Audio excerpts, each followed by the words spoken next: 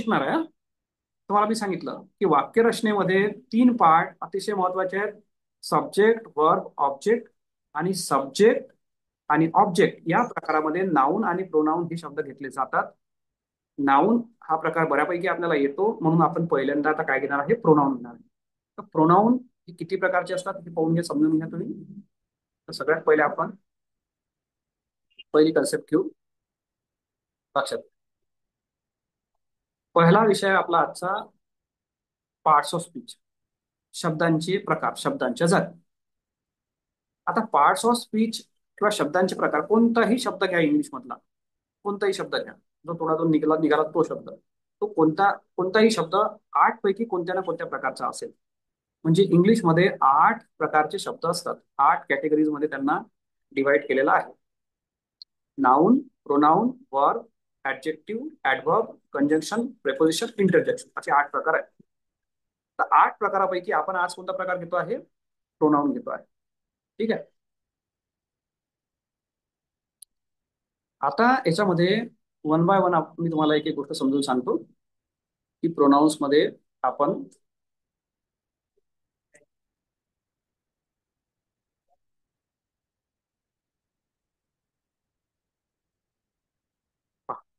आता सर्वात पहिले हे लक्षात, प्रोनाऊन्स म्हणजे काय.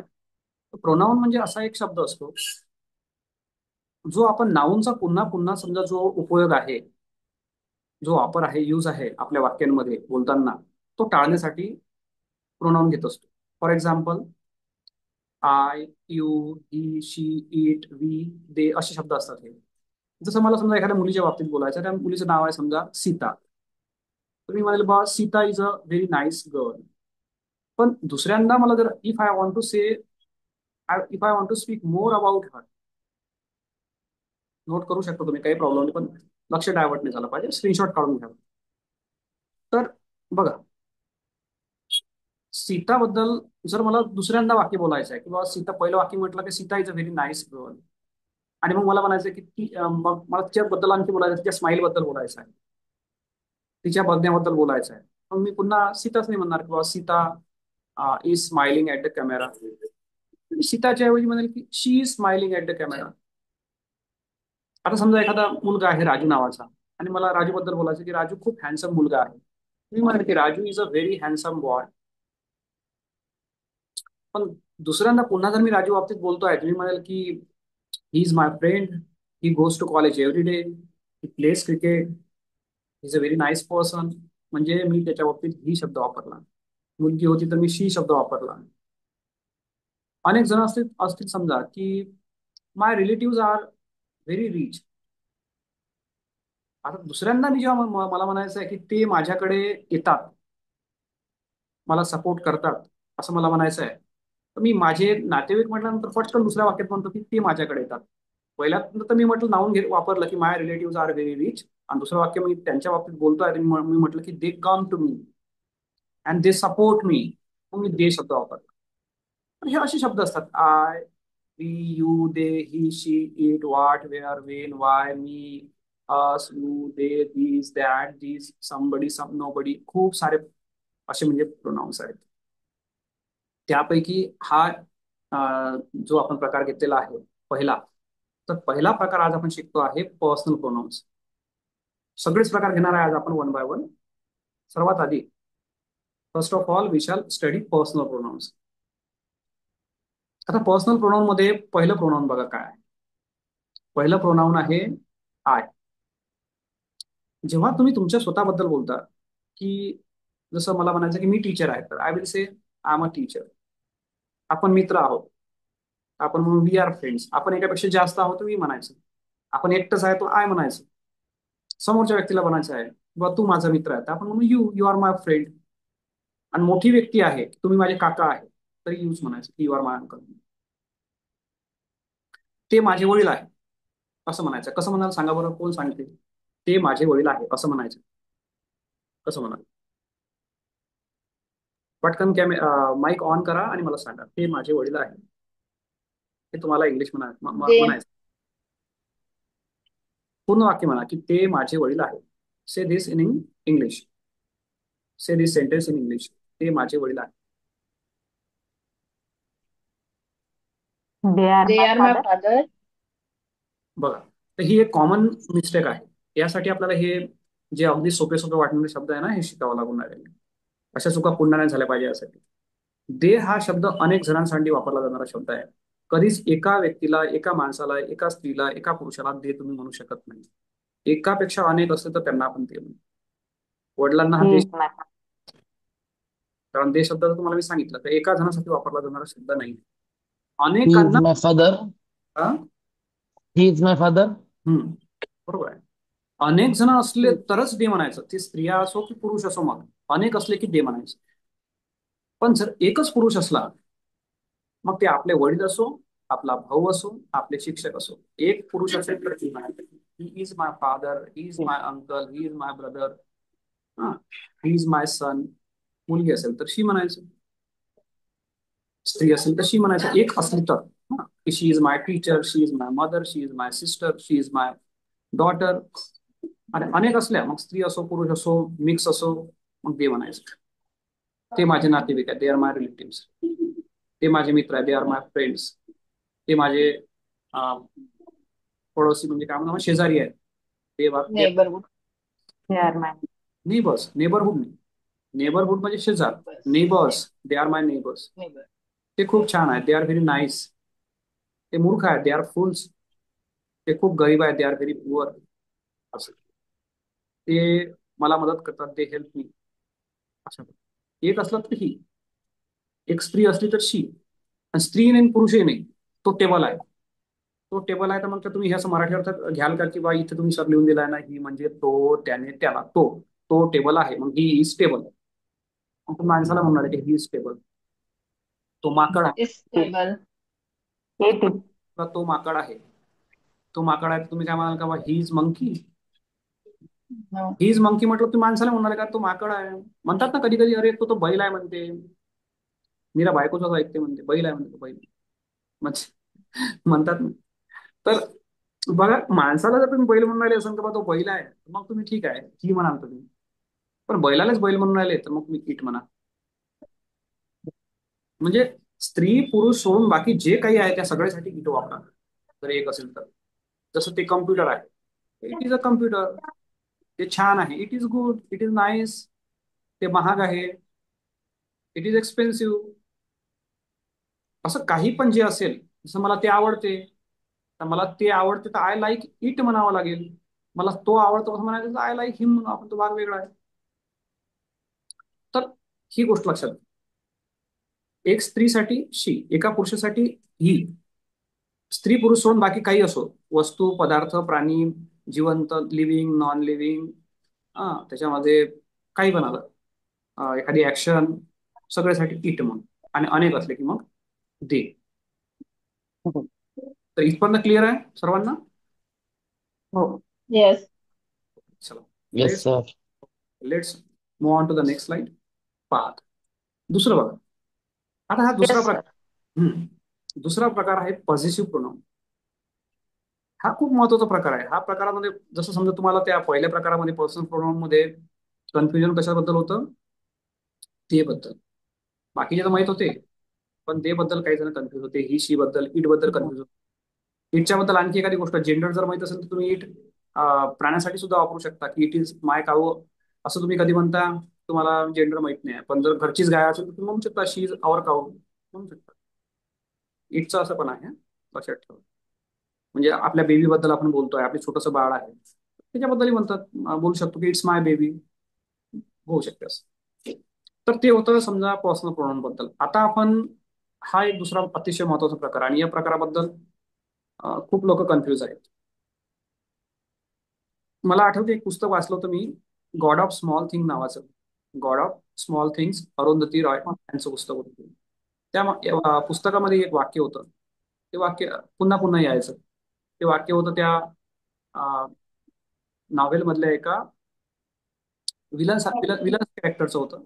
तो म्हणायचा त्याच्या बहिणीला, जिचं लग्न झालं होतं आणि तिचा डिवोर्स झाला, मग ती जेव्हा परत आली तेव्हा तिला म्हणायचं होतो की what is mine is mine.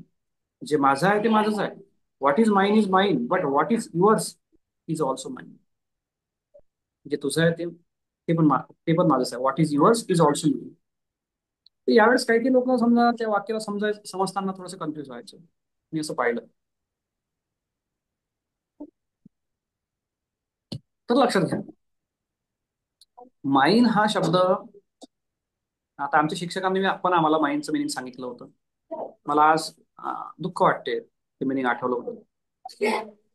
त्यांनी सांगितलं होतं की माय म्हणजे माझा, माझी, माझे, आणि माईन म्हणजे माझाच, माझीच, माझेच, असं सांगून ते मोकळे होऊन गेलं. आणि स्पेशली म्हणजे अनफॉर्च्युनेटली ते स्पोकन इंग्लिशचे टीचर होते.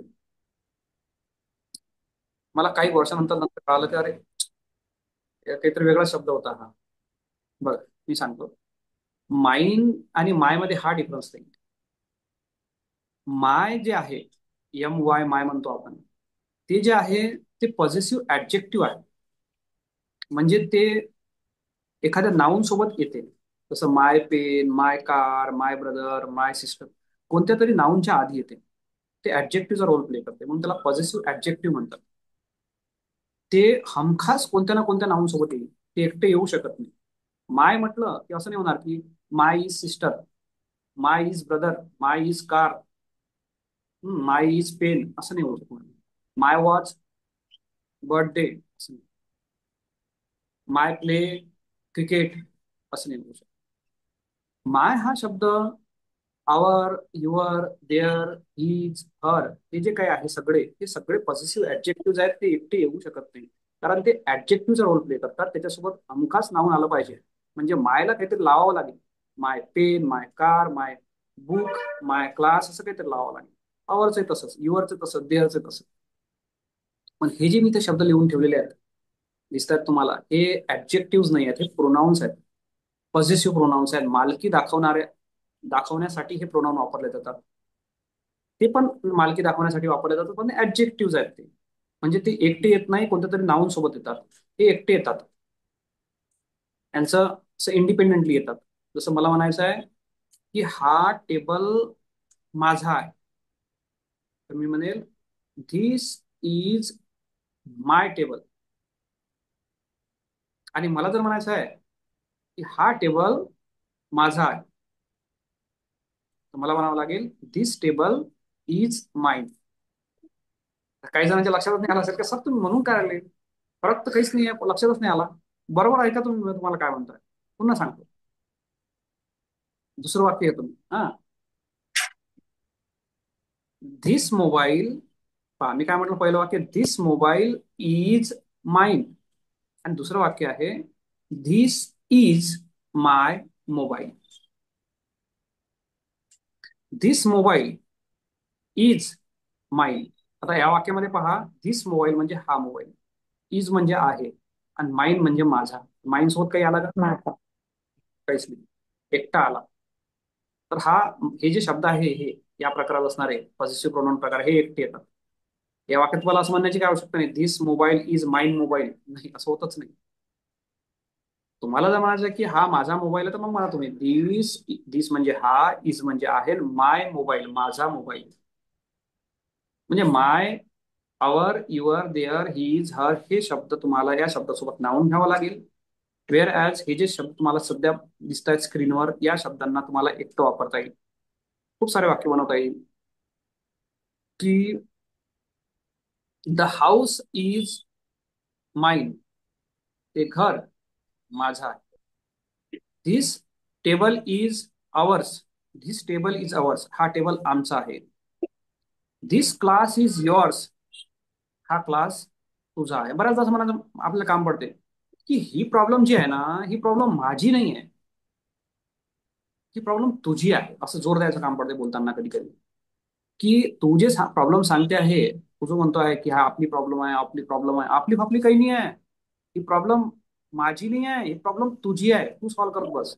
असं बोलताना कधी कधी आपण रूडली किंवा कधीतरी भांडण वाढत करताना, बाचाबाची करताना बोलतो की तू जे म्हणतोय ना, हे आपले काका आहे, आपले आपले काही काका नाही आहे, हे काका तुझे आहेत, माझे नाही आहेत, असं म्हणतो आपण कधी कधी. जसं आणखी म्हणू किंवा हे जे पुस्तक आहे हे माझं आहे, तुझं तुझं काही नाही आहे. This book is mine not yours. This house is mine not yours. This problem is yours not mine. हे जे शेत आहे हे शेत आमचं आहे, त्यांचं नाही आहे. This farm is ours not theirs. हा देश आपला आहे, त्यांचा नाही आहे. त्यांना काय आहे बॉम्बस्फोट करायला. हा देश आपला आहे. This country is ours. This country is ours, therefore this problem is ours. This country is not theirs. Therefore this problem is not theirs. Why should they solve? देश आपला, प्रॉब्लेम आपली, सॉल्व्ह ते करणार, अमेरिका सॉल्व्ह करणार. We will have to initiate action. We will have to take some measures, preventive measures to solve this problem. Because this country is ours, these people are ours. These people are ours. हे लोक आपले आहेत. मग असं बोलताना, असं म्हणजे जेव्हा तुम्ही मस्त असं तुम्हाला बोलायचं काम पडेल ना, तेव्हा हे शब्द खूप जबरदस्त आहेत. हे म्हणजे हिज म्हणजे त्याचं त्याची त्याचे, हर्स म्हणजे तिचा तिची तिचे, देअर्स म्हणजे त्यांचा त्यांची त्यांचे, इट्स म्हणजे त्याचा त्याची त्याचे. याच्यामध्ये कसं आहे, हे अवर्स म्हणजे माइन, अवर्स, युअर्स, हर्स आणि देअर्स हेच फक्त थोडेसे वेगळे वाटतात. म्हणजे यांना यस लागलेला, बाकी हिज तर सारखंच आहे. पॉझिटिव्ह ऍडजेक्टिव्ह काय आणि पॉझिटिव्ह प्रोनाउन काय सारखंच आहे. इट्स पण तसंच आहे. पॉझिटिव्ह ऍडजेक्टिव्ह काय आणि पॉझिटिव्ह प्रोनाउन काय सारखंच आहे. पण काय याच्यात म्हणजे वापरण्यात काय मजा येते तुम्हाला मी समजून सांगायचं होतं मला. आलं का तुमच्या लक्षात? एखादं वाक्य तुम्ही समजून सांगू शकता का? तुम्हाला एखादं असं उदाहरण देऊ शकता का या प्रकारातून? कोण देते? सांगा.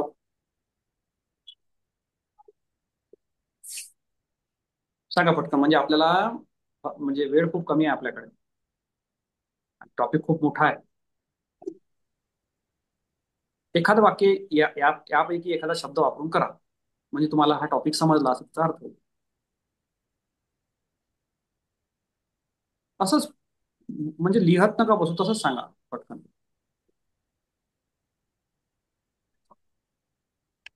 This is our house. This is our house म्हटलं तर मग ते पॉझिटिव्ह ऍडजेक्टिव्ह झालं ना. दिस इज अवर हाऊस, हे आमचं घर आहे. दिस हाऊस इज आवर्स. Okay. एकटं वापरायचं आहे, हे एकटं, त्याला तुम्हाला लावायचं काहीच नाही आहे. आणि अवर्स हाऊस होतच नाही, अवर हाऊस, त्याला यस लावायची काय आवश्यकता आहे? दिस इज अवर हाऊस, हे आमचं घर आहे. पण हा प्रकार नाही शिकून आलेलो आपण, तुम्ही जो केलेला आहे. आपण शिकून आला धिस हाऊस इज आवर्स, हे घर आपलं आहे.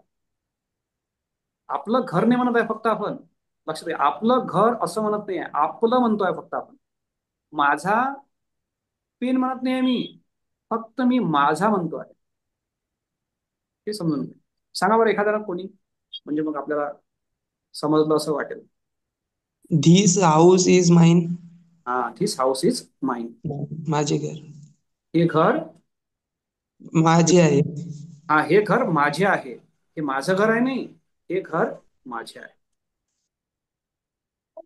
आता मला असं म्हणायचं आहे की हा क्लास आपला आहे, कसं म्हणाल? This class is ours. Our. a this our. Class is ours. चला आता पुढे. आवर. आता आपण घेऊ रिफ्लेक्सिव्ह प्रोनाऊन्सवर. आता कालचा विषय होता आपला, तुम्हाला मी सांगितलं की मायसेल्फ हे एक रिफ्लेक्सिव्ह प्रोनाऊन आहे आणि याने कोणतंही वाक्य सुरू होऊ शकत नाही. त्याच्यामुळे तुम्ही myself is Kavita Kale, myself is Savita Wankhede असं तुम्ही म्हणू शकत नाही. मायसेल्फ जगातलं कोणतंच वाक्य सुरू होऊ शकत नाही. तुम्ही मला बा का सुरू होऊ शकत नाही, तर तुम्हाला काल कारण नाही सांगितलं, आज कारण सांगतो. याचं नाव आहे, या myself, your self, himself, herself, itself, ह्या सगळ्या शब्दांचं नावच आहे रिफ्लेक्सिव्ह प्रोनाउन. रिफ्लेक्सिव्ह प्रोनाउन्स म्हणजे असं जर आपण आपल्या भाषेत जर म्हणतो म्हटलं तर ज्याचं रिफ्लेक्शन पडतं. जसं फॉर एक्झाम्पल, मी जर समजा एखाद्या आरशासमोर उभं राहिलो तर माझं प्रतिबिंब दिसेल, त्याच्यामध्ये रिफ्लेक्शन दिसेल, बरोबर आहे. आरशासमोर मी उभं राहिलो तर, पण मी आता इथं तुमच्या समोर इथं इथं बसलेलो आहे. आता माझ्या घरी जर समजा माझं रिफ्लेक्शन माझ्या आरशामध्ये जर दिसत असेल तर, समजा माझा मुलगा गेला आरशाजवळ आणि त्याला मी समजा आरशात दिसलो, आरशात म्हणणार ना, आरशात दिसलो मी. तो असा गेला समजा केस विंचरायला आणि मी त्याला आरशात दिसलो, मागून उभा आहे म्हणून. काय होईल सांगा बरं? कोण सांगते काय होईल? तो म्हणेल का, अरे बाबा कधी आला, असं म्हणेल का तो? मी तिथं आहे नाही, मी इथं आहे बसलो, माझं रिफ्लेक्शन तिथं दिसून आलं. अरे भूत, एकदम घाबरून जाईल, दचकून जाईल तो. का बरं असं झालं? कारण रिफ्लेक्शन या शब्दाचा अर्थ होते प्रतिबिंब, आणि प्रतिबिंब म्हणजे आरशासमोर आहे ना, ज्याच्यातून रिफ्लेक्शन बाहेर येते, अशा कोणते समजा वस्तूसमोर जर आपण उभं राहिलो आणि जे काही दिसते मग समजा, त्याला प्रतिबिंब म्हणतात. आता हे जे शब्द आहेत या शब्दांचं नावच ते आहे, रिफ्लेक्झिव्ह प्रोनाउन्स. ते प्रतिबिंब आहे. आयचं प्रतिबिंब माय सेल्फ, यूचं युअर सेल्फ, हिचं हिम सेल्फ, हरचं हर सेल्फ, देचं देम सेल्फ, आवरचं आवर सेल्फ, हे प्रतिबिंब आहे रिफ्लेक्शनसाठी. मग याचा अर्थ काय? जसं मी जर आरशासमोर असलो तरच मी आरशात दिसायला पाहिजे. जर तसं झालं नाही, मी आरशासमोर नाही आहे आणि मी दिसून राहिलो, तर मग मी भूत आहे. म्हणजे त्याचा जो दिसतोय तो भूत आहे. तसंच आहे की वाक्यात जर आय आहे आणि मग त्या वाक्यात जर मायसेल्फ आलेला आहे, तर मग वाक्य ग्रॅमॅटिकली करेक्ट आहे. वाक्यात आहेच नाही, तुम्ही मायसेल्फ वापरला, तर मग ते वाक्य ग्रॅमॅटिकली इनकरेक्ट. वाक्यात यू आहे आणि मग जर युअर सेल्फ आलेला आहे, तर मग वाक्य बरोबर आहे. वाक्यात यू नाही आहे आणि युअर सेल्फ येऊन गेलं, वाक्यात ही नाही आहे आणि हिमसेल्फ वापरला तुम्ही, मग वाक्य ग्रॅमॅटिकली रॉंग आहे.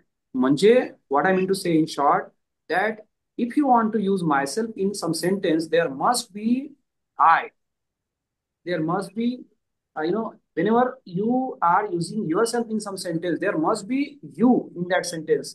Otherwise it will be considered wrong.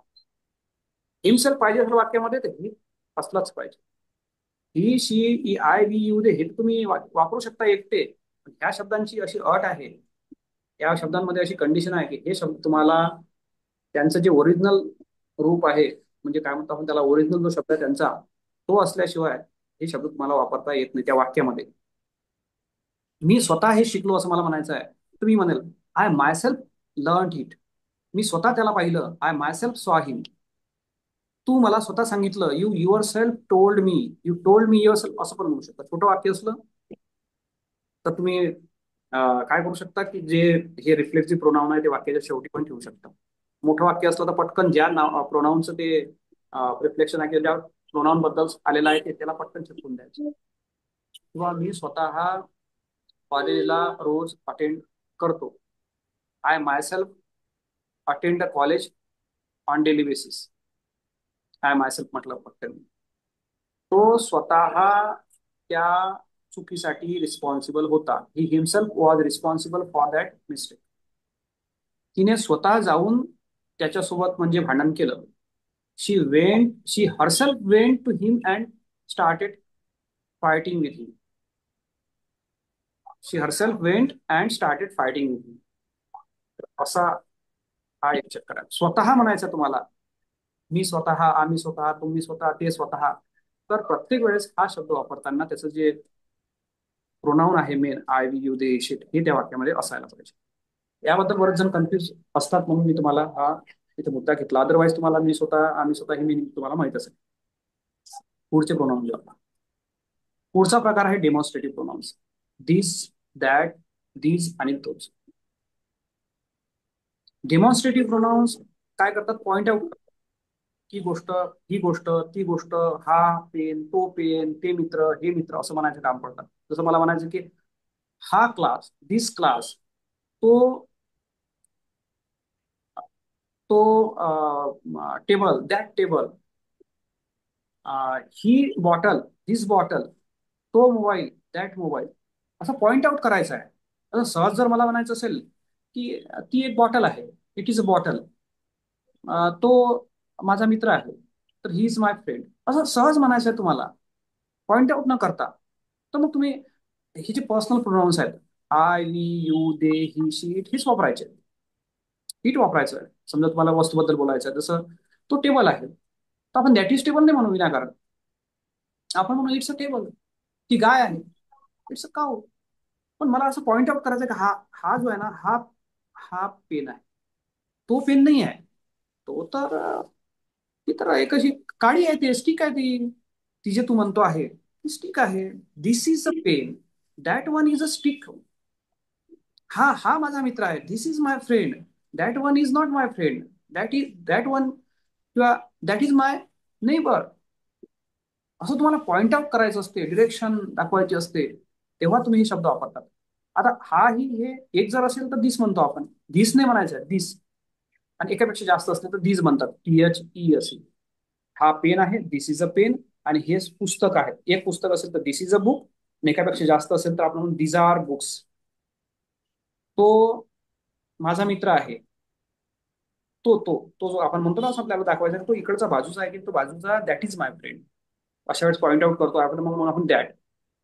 अनेक जण असतील की ते इकडचे जो पूर्णचे पूर्ण मुलं उभे आहेत ते बाजूचे, those those ones are my friends, असं आपल्याला पॉईंट आउट करायचं अनेकांना.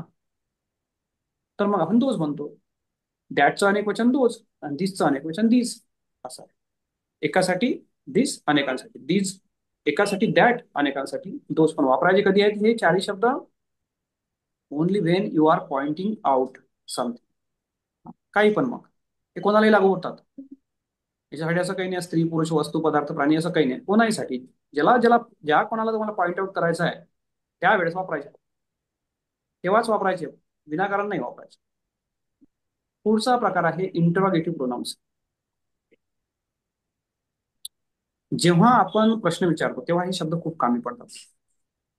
यांना सुद्धा प्रोनाउन्स म्हणतात, पण हे प्रश्नार्थक सर्वनामे झाले. याचा अर्थ काय होतो? सर्वांना माहिती आहे वाट म्हणजे काय होते, वेळ म्हणजे कुठे, वेन म्हणजे केव्हा, कधी. वर्ध्याच्या भागातील लोक म्हणतात कवा, कवाला म्हणते. वाय, कौन. आपण इकडे विदर्भातील लोक म्हणतात कौन. इकडे पुण्या मुंबईवाले म्हणतात का बरं, कशासाठी. तर काही कशासाठी काही वेगळा शब्द नाही आहे. कौन, का बरं, सगळं कारण विचारायचं असलं की वाय. वेळ विचारायचा कधी म्हणा, कवा म्हणा, काही म्हणा.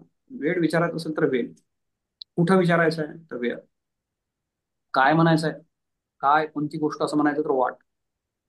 कोण असं म्हणायचं आहे, कोण किंवा कुणाला, दोन्हीसाठी हू आहे स्पोकन इंग्लिशमध्ये. फॉर्मल इंग्लिशमध्ये कोण साठी हू घेतात आणि कुणाला साठी हुम घेतात.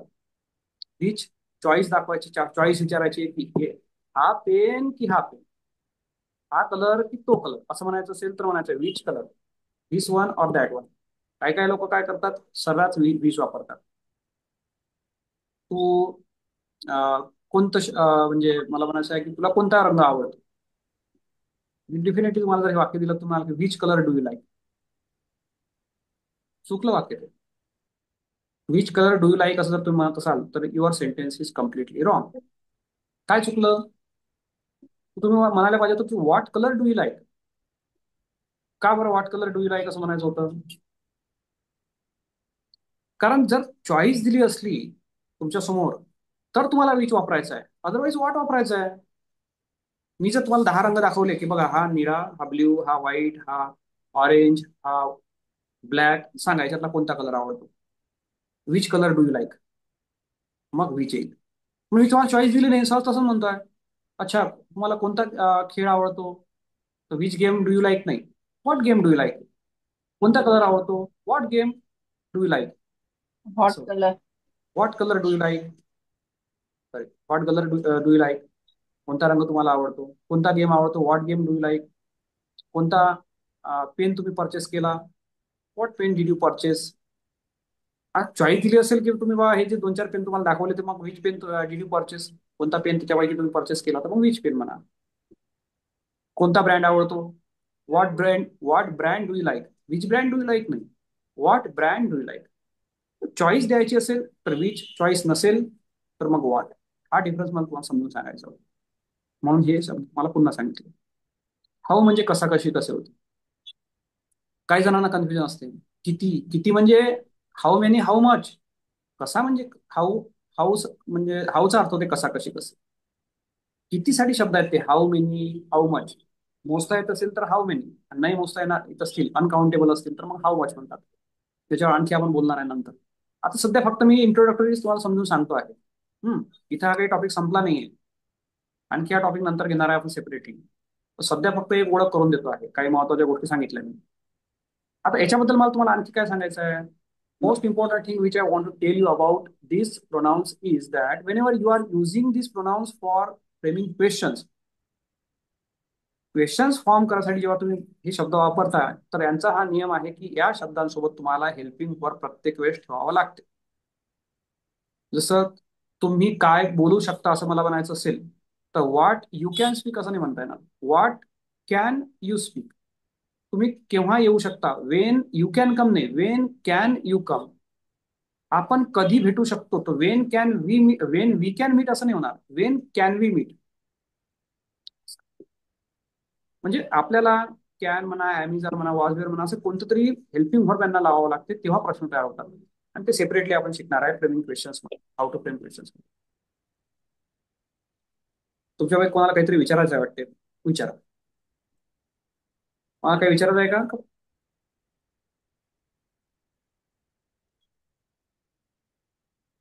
चला आता पुढे जाऊ आपण. तर हे शब्द यांना म्हणतात इंटरोगेटिव्ह प्रोनाउन्स.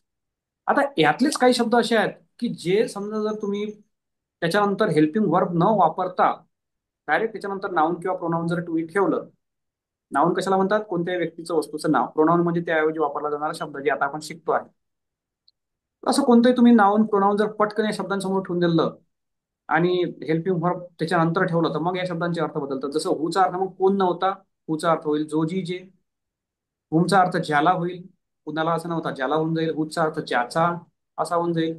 विच म्हणजे कोणता नव्हता, जो जी जे असा होईल. दॅटचा अर्थ पण मग जो जी जे असा होईल. आणि वाटचा अर्थ सुद्धा मग जे काही, जी गोष्ट असा अर्थ होईल. म्हणजे याला वापरताना काही रूल्स आहेत आणि त्याची प्रॅक्टिस पण आपल्याला करावं लागणार आहे या कोर्समध्ये. भरपूर आपण प्रॅक्टिस करू, भरपूरदा आपण याच्या मदतीने म्हणजे समजा वेगवेगळे वाक्य बनवतो, तेव्हा कुठं आपल्याला हा प्रकार क्लिअर होईल. नाहीतर मग चुकीचेच वाक्य आपण वापरत बसू. आपण जर म्हटलं की what we should do to improve our English, what we should do to improve our English, तर याचा अर्थ असा नाही होणार की आपण काय करायला पाहिजे. याचा अर्थ होईल जे आपण करायला पाहिजे. मी जर तुम्हाला असा प्रश्न विचारला, आज तुम्हाला जे समजलं, मी एकदम कन्फ्युज होऊन झालो. काय म्हणजे काय म्हणजे सर काय म्हणायचं तुम्हाला? मी तुम्हाला म्हटलं तुम्हाला आज जे तुम्ही आज जेवणात जे खाल्लं, जे खाल्लं, काय बोलताय तुम्ही? तेच जर मी तुम्हाला विचारलं की आज तुम्ही जेवणात काय खाल्लं, तुम्हाला आज काय समजलं, तुम्ही क्लासला आज केव्हा जॉईन केलं, तर पटकन तुम्हाला मिनिंग समजेल. आणि मी जर म्हटलं तुम्ही आज क्लास जेव्हा जॉईन केला, तुम्ही कन्फ्युज होऊन जा. मग तसंच इंग्लिश बोलताना होते की तुम्हाला वाटचा अर्थ जर काय पाहिजे असेल तर रूल आहे, जोजी जी पाहिजे असेल तर वेगळा रूल आहे, हूचा अर्थ जर तुम्हाला कोण पाहिजे असेल तर रूल आहे, जोजी जी असा अर्थ काढायचा असेल तर वेगळा रूल आहे. मग ते आपल्याला समजून घ्यायचे आहे. तर याच्या दोन्ही बाजू आहेत. काही शब्द रिलेटिव्ह प्रोनाऊन्स म्हणून सुद्धा येतात, त्यांना आपल्याला शिकायचं आहे. मग एक शेवटचा प्रकार आहे प्रोनाऊन्स मध्ये, तो आहे इंडेफिनिट प्रोनाऊन्स. स्क्रीनशॉट काढत चला, मी सांगितलं तुम्हाला. तुम्हाला नोट्स पण देणार आहे मी या कोर्समध्ये.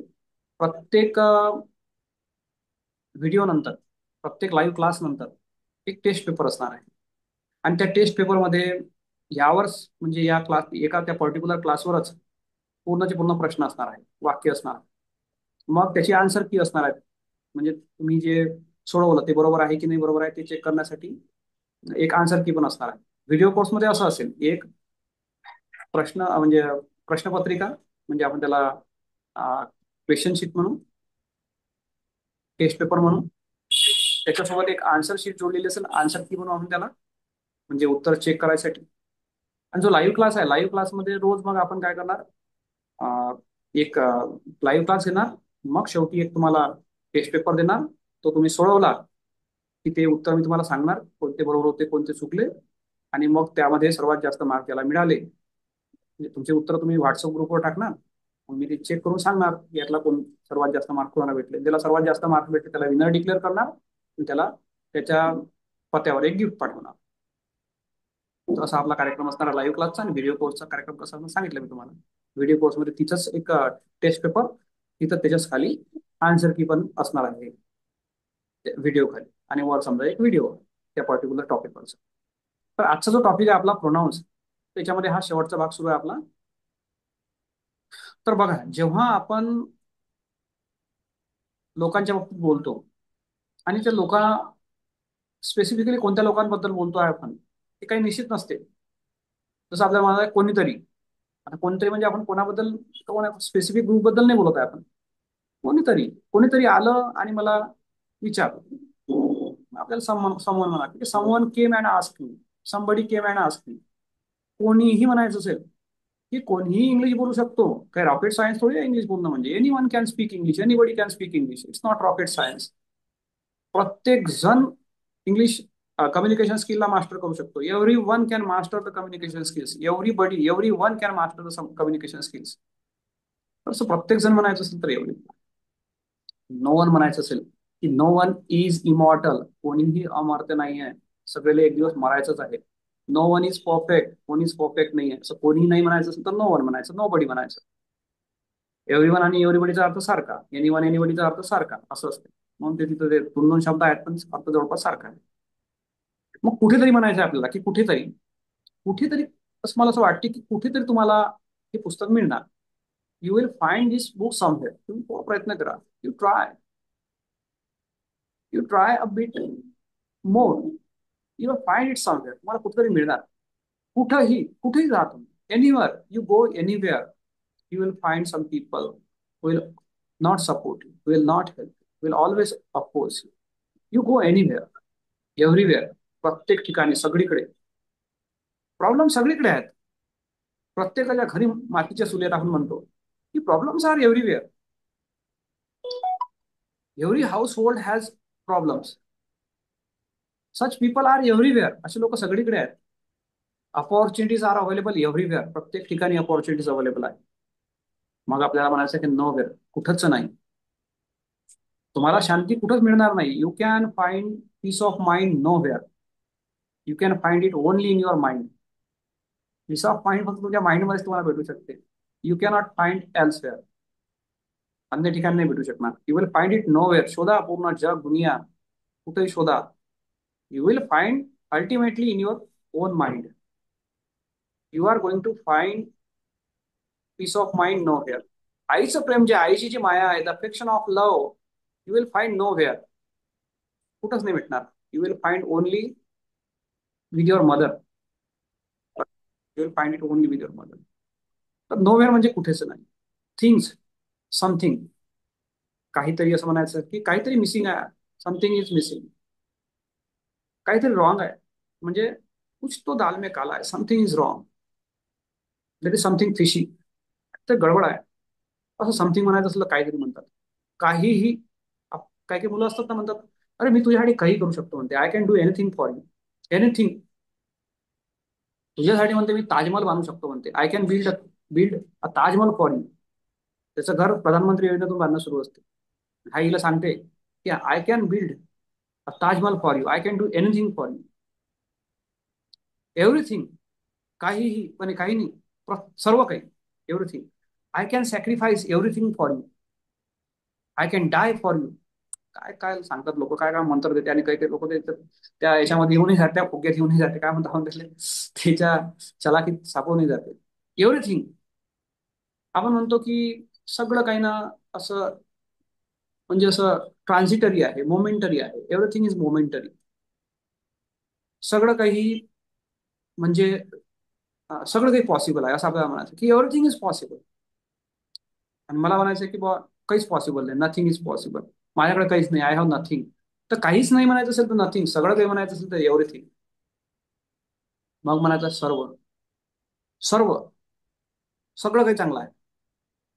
समजा पोरीले पाहुणे पाहून आले तर मग घरी विचारते की कसं आहे पुढच्या घरचं. आलो. म्हणजे ऑल इज वेल. सब कुछ ठीक आहे. काही प्रॉब्लेम नाही. Everything is good. सगळं काही ठीक. ऑल इज वेल. मग सम. आता काही लोक असे समजा आपण म्हणतो काही लोकांना खूप चांगले असतात. Some people. Some people are very nice. Some असं काही म्हणायचं असेल की माझ्याकडे थोडं दूध आहे. I have some milk. त्यामध्ये थोडा प्रॉब्लेम आहे. There is some problem. सम म्हणजे काही असा अर्थ होतो. एनी म्हणजे काहीही. You can do anything. Anything म्हणजे काहीही. आणि any. You can solve any problems. तुम्ही कोणतीही प्रॉब्लेम सॉल्व्ह करू शकता.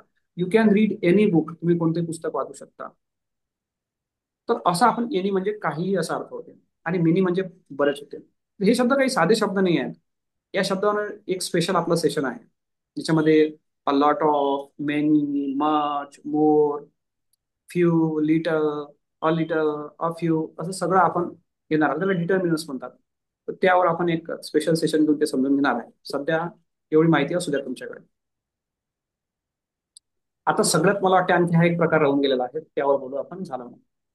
तर सब्जेक्ट आणि ऑब्जेक्ट इथून सुरुवात केली होती आपण, की तुम्हाला मी म्हटलं होतं की कोणतंही वाक्य म्हटलं की त्या वाक्यामध्ये सब्जेक्ट असणार, वर्ब असणार आणि ऑब्जेक्ट असणार. सब्जेक्ट या प्रकारात नाऊन किंवा प्रोनाऊन, आणि ऑब्जेक्ट या प्रकारात सुद्धा नाऊन किंवा प्रोनाऊन येणार. नाऊन तर काही प्रॉब्लेम नाही, नाऊन तर सगळेच जण वापरू शकतात. रमेश, गणेश, सीता, गीता, मीना, हिना, रीना, टीना, लीना, कोणी वापरू शकते. प्रोनाऊन वापरताना गडबड होते. तर प्रोनाऊनच्या बाबतीत लक्षात घ्या, स्पेशली या 7 शब्दांच्या बद्दल म्हणजे नियम लक्षात घ्या, की आय ची ऑब्जेक्टिव्ह केस मी आहे, वी ची ऑब्जेक्टिव्ह केस अस आहे, ही ची हिम, शी ची हर, दे ची देम आणि इट ची इट. बहुतेकांना माहित आहे, त्यात काही प्रॉब्लेम नाही. प्रॉब्लेम कुठे आहे? प्रॉब्लेम हा आहे की काही लोकांना असं वाटते की बा आय म्हणजे मी आणि मी म्हणजे मला, ही म्हणजे तो आणि ही म्हणजे त्याला, वी म्हणजे आम्ही, अस म्हणजे आम्हाला. मलाही असं शिकवलं होतं माझ्या शिक्षकांनी, पण इट्स कम्प्लिटली रॉंग. असं काही नाही. आय म्हणजे मी मला होते, मी म्हणजे मी मला होते, वी म्हणजे आम्ही, आम्हाला, आपण, आपल्याला, आणि अस म्हणजे सुद्धा आम्ही, आम्हाला, आपण, आपल्याला. ही म्हणजे तो त्याने त्याला, आणि हिम म्हणजे सुद्धा तो त्याने त्याला. दोघांच्या मिनिंग मध्ये काहीही फरक नाही आहे. जो काही डिफरन्स आहे, whatever difference there is, that is only this much. एवढाच डिफरन्स आहे की आय हा शब्द तुम्ही सब्जेक्ट म्हणून वापरू शकता, वाक्याच्या सुरुवातीला घेऊ शकता. मी हा शब्द तुम्हाला ऑब्जेक्ट म्हणजे वर्बच्या नंतरच घेता येईल, वाक्याच्या शेवटच्या भागात येईल. वी हा शब्द कधी येणार? तर वाक्याच्या सुरुवातीच्या भागात, म्हणजे वर्बच्या आधी येणार. वाक्याच्या शेवटच्या भागात घ्यायचं असेल तर घ्यावं लागेल. असं प्रत्येक शब्दाचं आहे. उदाहरण घेऊ आपण. मला जर म्हणायचं आहे की मला आंबा आवडतो, तर मी म्हणाल I like mango. Me like mango असं नाही म्हणणार मी, की मी लाईक मँगो. मला म्हणावं लागेल आय लाईक मँगो. आणि त्याने मला सांगितले असं मला म्हणायचं आहे, तर ही टोल्ड आय असं नाही म्हणणार मी, ही टोल्ड मी म्हणावं लागेल मला. बघा, मला आंबा आवडतो या वाक्यातही मला शब्द आला होता, पण मलासाठी मी आय वापरला. दुसऱ्या वाक्यात त्याने मला सांगितले या वाक्यातही मला आला होता, पण मी यावेळेस मी वापरला. म्हणजे लक्षात घ्या, वाक्याच्या सुरुवातीच्या भागात आला असेल तर आय घ्यायचा, वर्बच्या नंतर येत असेल तर मग मी घ्यायचा. तुम्हाला सर आम्ही अशा चुका करतोच काय, आम्ही एवढ्या मूर्ख आहे का अशा चुका करत बसू, काही सांगता राहिलो, फालतू टाइमपास करतो. एक हात लाकून 10 हात शिल्पी करून आले, राईचा पर्वत करून आले. You are making a mountain out of molehill, असंही कोणी कोणी म्हणेल. असं नाही, मी तुम्हाला गंमत नाही, खरंच सांगतोय. पहा, तुम्हाला आता सांगतो एक वाक्य, तुम्ही त्याचं करून दाखवा मला. मी आणि माझे वडील रोज मंदिरात जातात. करा इंग्लिशमध्ये.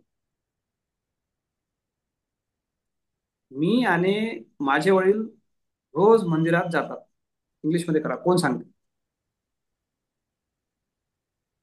Me and my father. म्हटलं का नाही तुम्हाला की मी जे तुम्हाला उदाहरण सांगितले, मी फालतू म्हणजे असं अं, I एक हात लाकून 10 हात शिल्पी करूनच नाही राहिलो. I am not making a mountain out of मोल हिल. सर्रास ह्या चुका होतात. तुम्ही मला सांगा की तुम्ही जे वाक्य म्हटलं की मी and my father go to temple, मग तुम्ही वाक्य सुरुवात कशाने केली? मी नाही केली. मग yes. तुम्ही जर तुम्हाला जर असं म्हणायचं असेल की आम्ही आणि आमचे आई वडील रोज मंदिरात जातात, मग असं म्हणाल का तुम्ही अस अँड आवर पेरेंट्स रोज go No. To temple daily, असं म्हणा.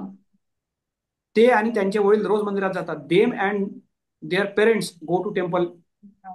एव्हरी डे, असं म्हणाल तुम्ही. No. म्हणजे तुम्ही असं वाक्य सुरू करू शकत नाही, देमनं वाक्य सुरू करू शकत नाही, मग मी कसं काय सुरू करू शकतो? No. Yes. Yes, right. है ना? पहिली गोष्ट. मग तुम्ही म्हणाल की नाही ना सर, त्या वाक्यात कसं होतं सर, दोन दोन शब्द होते ना, म्हणून मग मी ते हे तसं केलं.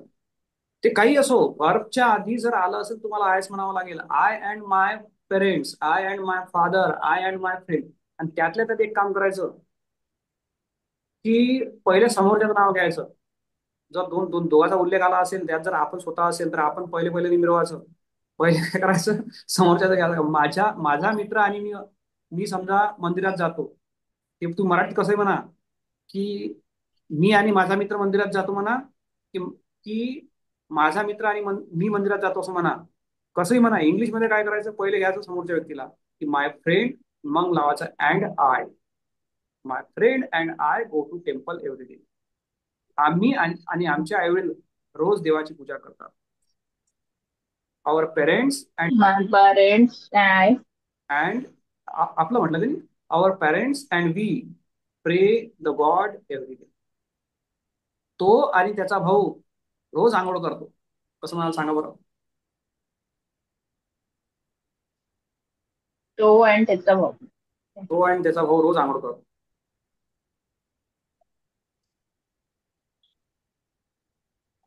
सोपं आहे. His brother and he.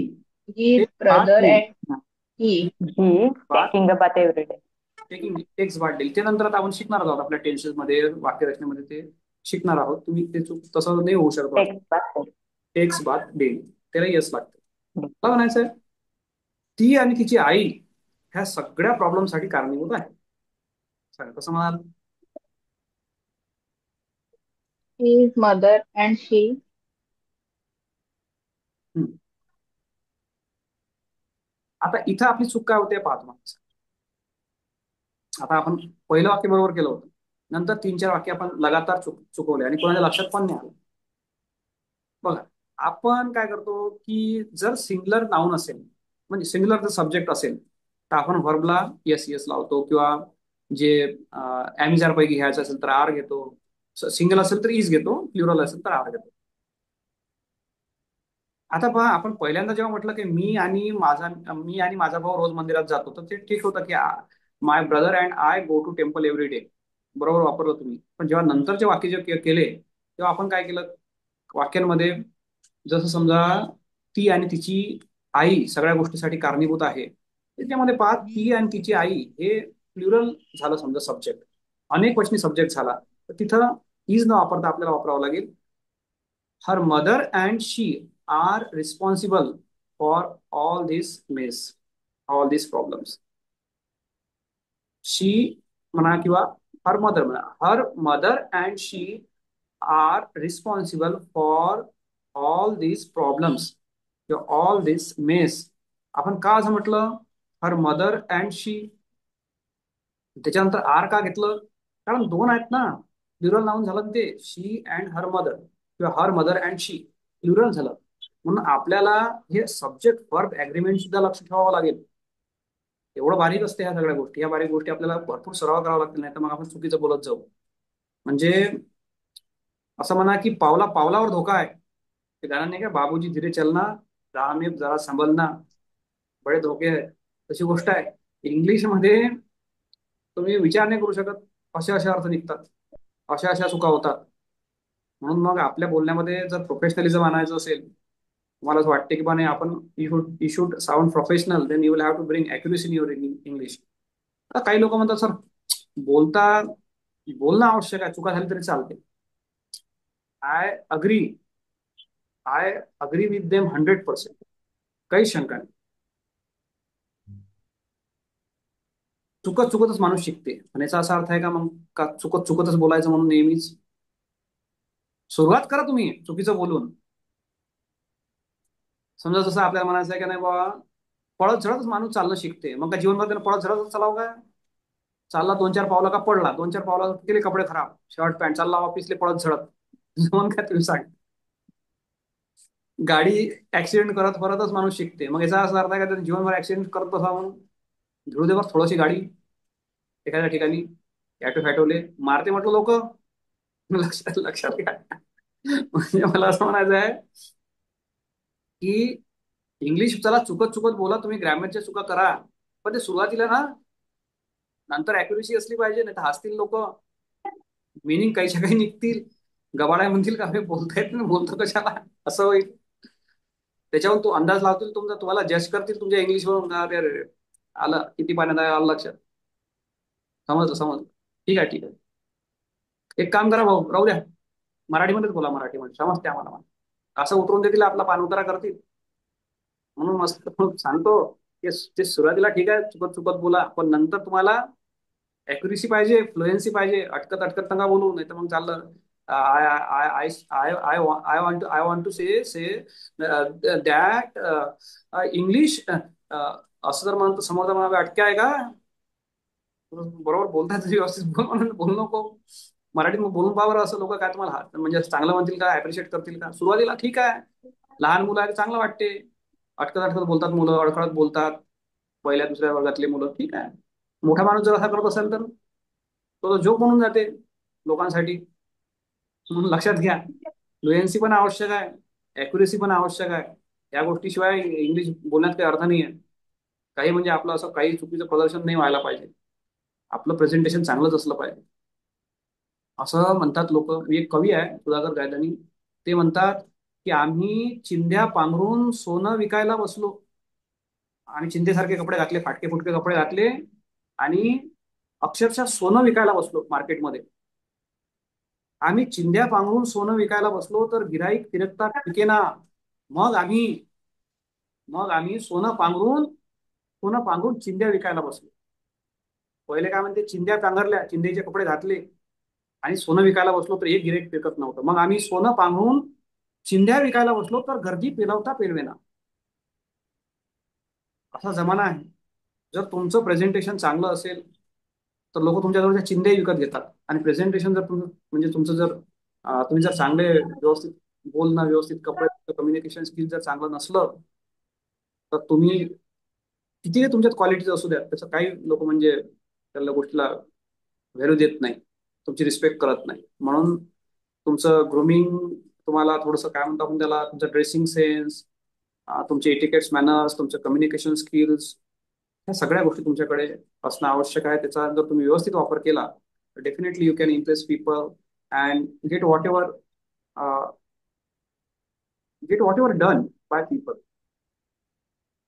Whatever you want them to do, whatever you want the people to give you, or to, I mean, whenever you are expecting something from you and uh, you want it to be given to you, then remember that you will have to present yourself properly. You need to have proper approach towards the things. Then you can expect something in your life. If you are expecting everything but doing nothing for that, you are not able to project yourself properly, then you will get nothing. Remember that your efforts will go wrong. Your efforts will become, fruitless. They will yield no fruits if they are not in right direction. So doing things in proper way at proper time is very important. So I hope that you understood this session. आणि या सेशनमध्ये जसं मी इथं आता हे आपण पाहतो शेवटचा at the end of this session, तर काही वाक्य आहेत, मी अँड राजू आर फ्रेंड्स. हे चुकलं. का चुकलं? आताच आपण बोललो की Raju and I are friends. वाक्यातला सब्जेक्ट जो आहे तो जर प्लुरल असेल तर आपल्याला जे वर्ब आहे, हेल्पिंग वर्ब म्हणा, ते आपल्याला प्लुरल घ्यावं लागते. जसं इथे घेतलं आपण, दिस इज माइन पेन न म्हणता त्याच्यामध्ये काय चुकलेलं आहे, दिस इज माय पेन म्हणायला पाहिजे होतं एक तर, नाही दिस पेन इज माइन असं म्हणायला पाहिजे होतं, जे आपण आपल्या याच्यामध्ये शिकलो होतो. जे आधी आपण दुसऱ्या की तिसऱ्या नंबरवर जे स्लाइड घेतली त्याच्यामध्ये आपण पॉझिटिव्ह प्रोनाउन पाहिले, तर त्याच्यामध्ये आपण हे शिकलो. तर ह्या सगळ्या गोष्टी ज्या आहेत आपण आज शिकण्याचा प्रयत्न केला. I try to explain all this things to you and you listen to all this things so carefully, so quietly. I'm really very happy to have such people in our group, and I hope that we will be able to move ahead with confidence and learn lots of other things if we are ready to cooperate with each other. For example, now all of you attended this class on time. All of you are present. Moreover, all of you kept your camera on and listened to me carefully up to the end. So these are the things which which made this session so successful. And I think whatever I tried to explain to you, you also understood all those things. बरोबर ना? मी जे शिकवलं ते किंवा जे समजून सांगितलं सर्वांना लक्षात आलं ना? हो. Yes. हो सर. तर आता भरपूर वेळ झालेला. आपण आपला क्लास सुरू केला होता 8:30ला. संपवायचा होता आपल्याला 9:15च्या दरम्यान, पण आता ते जवळपास 9:45 वाजत आले. तर इथं आपण आजचा क्लास संपूया. Here we shall end today's class, and once again I express my thanks towards all of you, and I declare that today's session is over here. So let's end this meeting here. Good night. Okay, sir. Okay, Bye good bye. Good Good night, night. night. sir.